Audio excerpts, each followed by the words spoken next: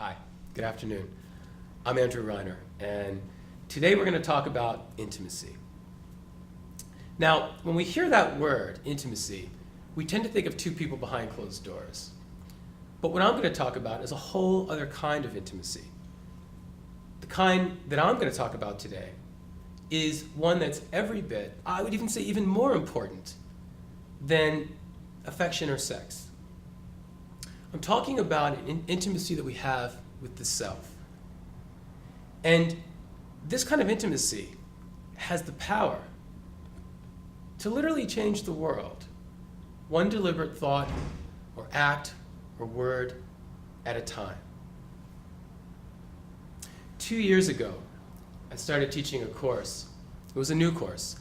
And it was one in which I wanted to get students to be very aware of who they were in order to figure out what they wanted to do with their lives, which is kind of backwards from the way that we tend to do it in high schools and in college for some reason. And I started realizing something.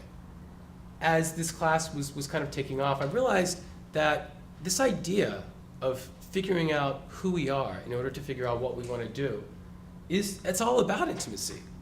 These are the seeds of intimacy. So midway through the semester, one of the readings we had was an essay, which is an excerpt from a book called The Sabbath, and it's by Abraham Joshua Heschel. And Heschel talks about that the real purpose behind Sabbath, of course, is physical rest. But it's also something more that's perhaps even more important than physical rest. And it has to do with reestablishing a connection with the self, and in turn with others, through quiet deliberation, contemplation. And Heschel said some really important things. He said that in reference to all of our technological advances that we have today, and our codependence on them as well, he said that our victories have really come to resemble defeats. That, in fact, it's as if the forces we have conquered have really conquered us. He said the Sabbath is the day on which we learn the art of surpassing civilization. And I love that line, surpassing civilization. It sounds kind of abstract and ethereal, but it's really pretty revolutionary. And you'll see what we're talking about. So I had this idea, and I passed this on to the students. And I said, okay, so after this reading, what you're going to do is you are going to cut off from your cell phone, cut off from Facebook, cut off from all technology that you can possibly cut off from. And you're going to spend 4 hours just sitting, walking, thinking, being with yourself. And then after that, you'll have to write a reflection. Okay. The most common responses I got in the reflection almost inevitably began somewhat similarly to this. Wait a minute. I've got too much work to be sitting around thinking about myself or thinking with myself. I don't have time for this. Or people expect me to have my phone with me at all times. Friends get annoyed if I don't get back to them immediately. And then my favorite, and this one probably was more common than any of them, was some form of this, which was, I worry that I'm going to fall out of the loop and I might miss something. And I thought that was really telling. So one of the things I didn't expect were some of these responses from students. One student wrote about the time he spent in a dorm room, almost 4 hours, literally, talking to another friend. And at first when he wrote that, I thought, oh God, this is going to be this horrific waste of this assignment. And as it turned out, it was very profound, because he spent 4 hours talking to this one person, listening to this one person. He said he listened more intently than he ever had his entire time here at Towson, and he's a junior. And he said he listened with an intensity that he'd never listened with before. Another student spent time sitting in the Glen in the early morning, and she was recalling how all this time when she was in middle school and high school, she had all this kind of service work and had done volunteer work, and she actually missed some of it. She started thinking about it, and she actually missed some of it. So she ended up spending her afternoon over at the Rotary in the commercial district up in Towson, and she was opening doors for people, opening doors for complete strangers.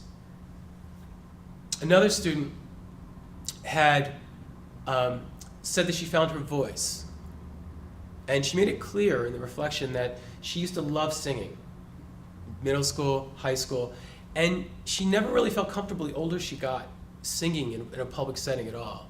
And her mother loved her voice, but she just couldn't bring herself to sing. And for the first time in years, she spent that day during her Sabbath singing in her dorm room, singing on the bed, singing in the shower. And she said, of course, I found my voice again. And then another student, and I love what he had to say. Another student spent his time, part of it at least, in a tree. And he said that when he had gone up into the tree, there were a bunch of things that he had said, but the thing that really stuck with me was that he said that he found this real bliss in the abstraction of time and space while he was up in that tree and just kind of cloud gazing. And he said, a lot of people are scared by not knowing their place in the universe. And he said, but I'm just the opposite, is that by embracing the real mystery of the world through this Sabbath, I've solidified my belief in human existence again. And that just kind of got my head spinning on its axis.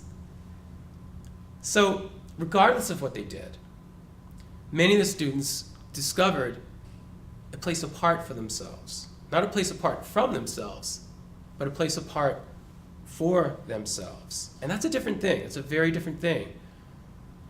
They got off the social media treadmill.